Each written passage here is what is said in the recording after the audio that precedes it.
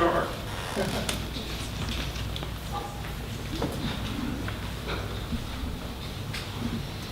The artist formerly known as Nikki. All right, it's been like a few months since I read anything, so we will just start with this one. Paris, 1983.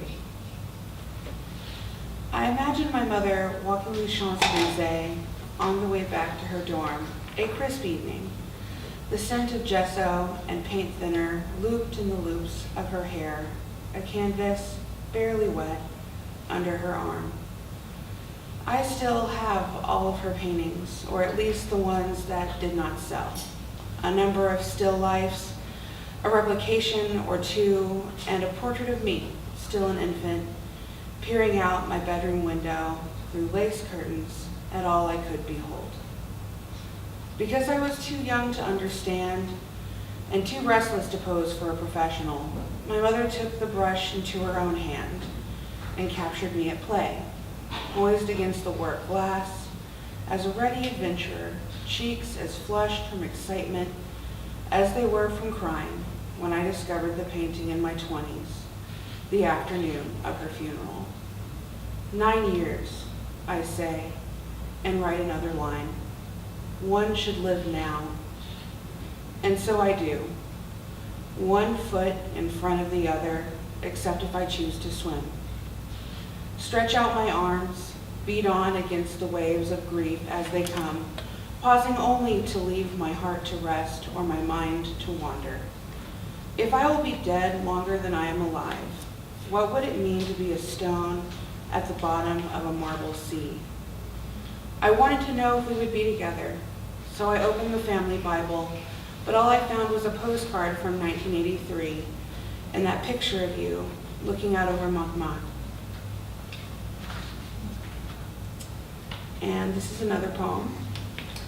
I was one of Joe's students, and he forbids love poems.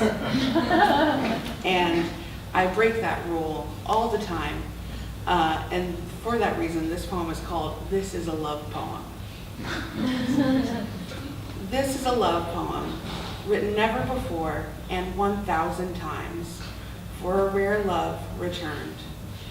Because I am a poet, I thought I knew what it meant to write adoration in the ink of rapture, this pen pressed to paper like my cheek against yours, where what words may come in dreams, the pangs of love. I write them slumbering, in the sheets laced with our sex and strewn between us in the dark, the glow of a distant streetlight illuminating the lines I scribbled into the tufts of your chest, as we lay nestled into the womb of each other's embrace. You have traced the words into the soft lily petal skin at the back of my neck, where your fingers have twirled loops of golden brown hair into the cursive of your affection. I have recited the verses into the scruff under your chin and hidden folded love notes in the tangled kiss of your mouth. I turn pages with a curled palm, tracing journal entries into your jawline about a night spent tucked into you like a velveteen rabbit, all creamy pink fluff, baby marshmallow, strawberry ice cream, melting into your bed linens. When you are sleeping deeply and snoring out tender taken breaths, I lie awake marveling at your face, the most beautiful face. And I wonder if I have finally found the poet's sweet unrest, and pray this poem is my last, and I write it forever, or read it to death.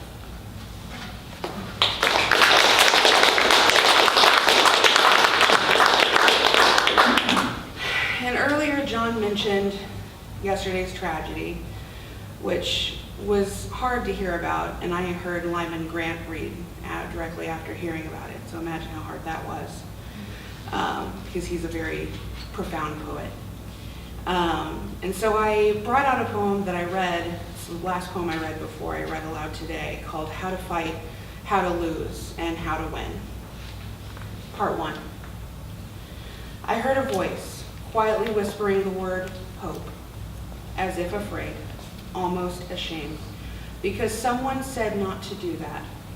You'll only end up disappointed, they said, already resigned to fate, as if giving up had an expiration.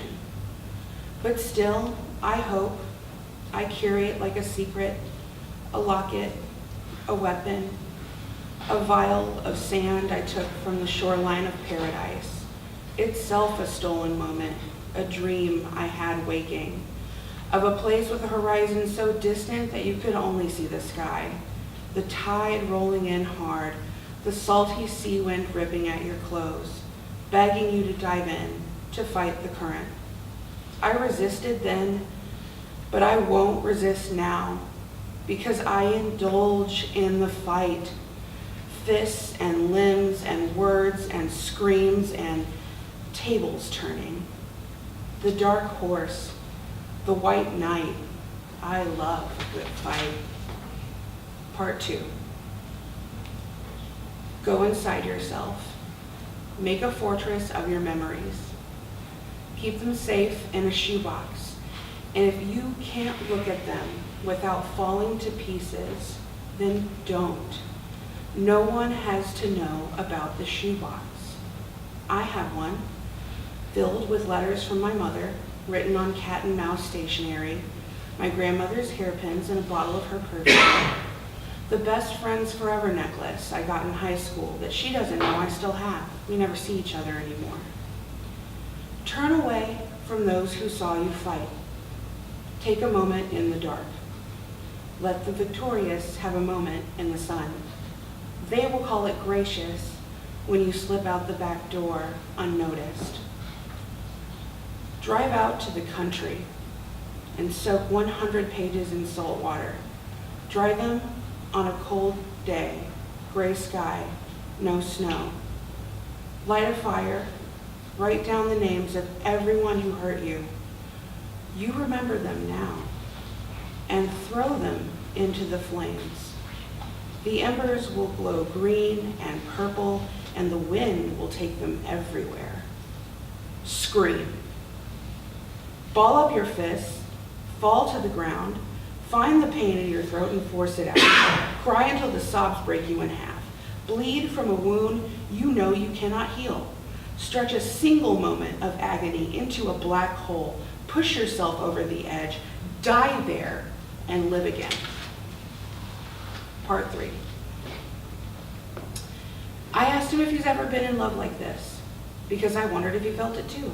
After losing so many times, how good it feels to win. I must have written heartache 100 times, each folded into a poem that was my solace. Now I unwrap gifts, tokens of his love, and the promises we've made to carry your heart in my heart. He gave me 2 soft kisses and I closed my eyes, smiling. 3 sheets in the wind with the windows down, my dress the color of forgiveness and my lips the color of adventure. A whole life I can live, and all I had to do was say I'm sorry to myself. Did I let you down when I let myself lose? Did I hold you back when I lost hope? Did I look past your beauty when I saw my reflection in the mirror? I took 2 sips of my boyfriend's Coca-Cola, paused to wonder if I should regret, and instead chose happiness. Take now what is yours and never let it go. Do not believe what they will say about you in the papers. Disregard the rumors you'll hear in church. Take no care to listen to whispers you weren't meant to hear. Seize your moment of victory, cost what it may, and give yourself everything you deserve. Thank you.